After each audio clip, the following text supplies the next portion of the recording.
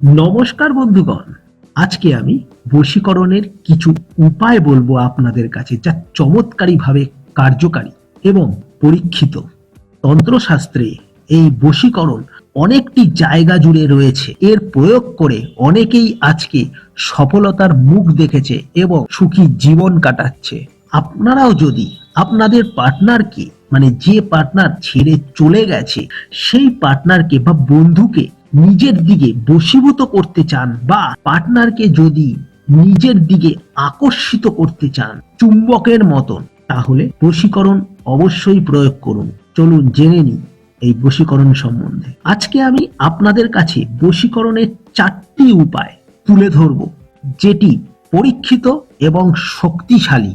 অনেকে এই উপায়গুলি প্রয়োগ করে তারা সফলতার মুখ দেখেছে এবং তারা আজকে জীবনে পার্টনারের সঙ্গে রয়েছে এবং সুখীভাবে জীবন কাটাচ্ছে। তাই আমি এই 4টি উপায় আপনাদের কাছেও তুলে ধরবো, যাতে আপনারাও উপকৃত হন এবং আপনাদের যদি পার্টনার চলে গিয়ে থাকে, তাকে বিদ্যুতের গতিতে টেনে নিয়ে আসতে পারবেন।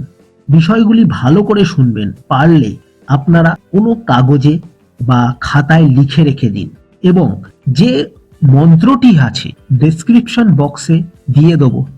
প্রথম প্রয়োগ: যে কোনো পূর্ণিমার দিন রাতে একটি ঘিয়ের প্রদীপ নেবেন এবং কোনো ফাঁকা জায়গায় চলে যাবেন, অথবা ছাদে যেতে পারেন, কিন্তু ফাঁকা জায়গা হতে হবে।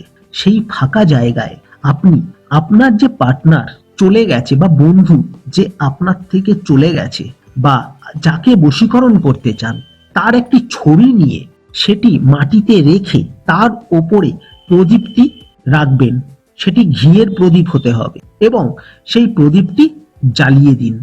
প্রদীপটি যত জ্বলবে তত গরম হবে, সাথে সাথে ছবিটিও গরম হতে শুরু করবে। ছবিটি যত গরম হবে ততই আপনার প্রতি আপনার পার্টনারের আকর্ষণ বাড়বে বা টান বাড়বে। এবং যখন আপনি প্রদীপটি ধরাচ্ছেন, মানে প্রদীপের যে সলতেটি ধরাচ্ছেন, সেই সলতেটি ধরানোর সময় এই মন্ত্রটি উচ্চারণ করবেন 9 বার। দেখবেন কয়েক মাসের মধ্যে আপনার পার্টনার আপনার কাছে আসতে বাধ্য হবে। এই প্রয়োগটি অনেকেই করেছে এবং সফলতা পেয়েছে, আপনিও করুন।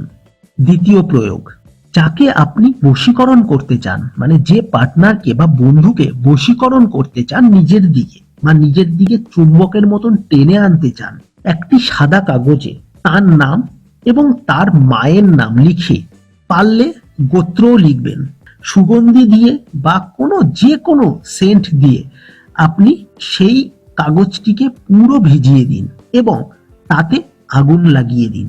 সম্পূর্ণ কাগজটি যতক্ষণ না পুড়ে যাচ্ছে ততক্ষণ আপনি সামনে দাঁড়িয়ে থাকবেন এবং সেই মন্ত্রটি 9 বার উচ্চারণ করবেন মনে মনে, এবং নিজের পার্টনারের কথা চিন্তা করবেন, মানে যাকে বশীকরণ করতে চাইছেন। এতেও দেখবেন কয়েক দিনের মধ্যে আপনারা সফলতার মুখ দেখবেন। আপনার পার্টনার আপনার কাছে আসতে বাধ্য এবং তার বাড়ির লোকও আপনার পক্ষে হয়ে যাবে। তৃতীয় প্রয়োগ: কোনো বট বা অশ্বত্থ গাছের কাছে লাল একটি সুতো নিয়ে চলে যান। লাল সুতোটি বট এবং অশ্বত্থ গাছকে 7 রাউন্ড দিয়ে বা 7 পাক দিয়ে ঘুরিয়ে সেই সুতোটিকে বট বা অশ্বত্থ গাছের গায়ে বেঁধে দিন, এবং যখন 7টি রাউন্ড দিচ্ছেন বা 7 বার ঘুরছেন, তখন এই মন্ত্রটি উচ্চারণ করবেন এবং মনে মনে নিজের পার্টনারকে, যাকে বশীকরণ করতে চাইছেন, তার কথা বা তার মুখ মনে করবেন। এটি বিশাল শক্তিশালী একটি উপায়। এই উপায়টি সোমবার বা শুক্রবার করার চেষ্টা করুন, দেখবেন সুফল লাভ করবেনই। চতুর্থ প্রয়োগ: একটি হলুদ কাপড় নিন। এটি বৃহস্পতিবারে করবেন বা শনিবার করবেন। একটি হলুদ কাপড় নিন, সেই হলুদ কাপড়ের মধ্যে 3টি লবঙ্গ, 3টি টুকরো কর্পূর নিন। তার সঙ্গে একটি সাদা কাগজের মধ্যে যাকে বশীকরণ করতে হবে তার নাম আর তার গোত্র লিখে আপনি সেটি একটি পুঁটলি বানিয়ে, মানে সেই কাপড়টি দিয়ে একটি পুঁটলি বানিয়ে আপনারা হলুদ রুমালও নিতে পারেন, তার মধ্যে যদি কিছু অন্য কালারও থাকে তাতে কোনো অসুবিধা নেই। হলুদের মাত্রাটা বেশি হতে হবে।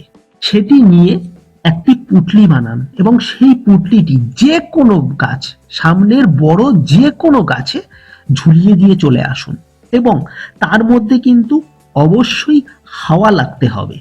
যত দুলবে ততই আপনার পার্টনারের টান আপনার প্রতি বৃদ্ধি পাবে। কয়েক দিনের মধ্যে আপনার পার্টনার আপনার কাছে আসতে বাধ্য হবে। এটিও একটি শক্তিশালী প্রয়োগ। এই প্রয়োগটি করুন এবং অবশ্যই প্রয়োগগুলো করে আমাকে জানাবেন। তাহলে আজকে জানলাম বশীকরণের উপায়গুলি। ভিডিও ভালো লেগে থাকে ভিডিওতে একটি লাইক করে দেবেন এবং চ্যানেলটি সাবস্ক্রাইব করে রাখুন এবং বেল আইকনে অবশ্যই ক্লিক করবেন। তাহলে আজকে এ পর্যন্তই। নমস্কার।